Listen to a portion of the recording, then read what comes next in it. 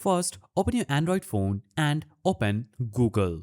Make sure you are signed in to your Google account. Now, simply tap on your profile picture in the top right corner and click on Settings. Here, click Google Assistant. After you click Google Assistant, you'll be taken to this page where you will see different settings. Simply scroll down and navigate to the section that says Digital Assistant from Google. Search for this and click on it. Now, you will see two options, Gemini and Google Assistant. Simply click Google Assistant and click Switch. This will instantly switch from Gemini to Google Assistant and will also enable your Google Assistant on Android. Now you can get back in the settings area and simply click Voice Match and make sure you turn on Hey Google.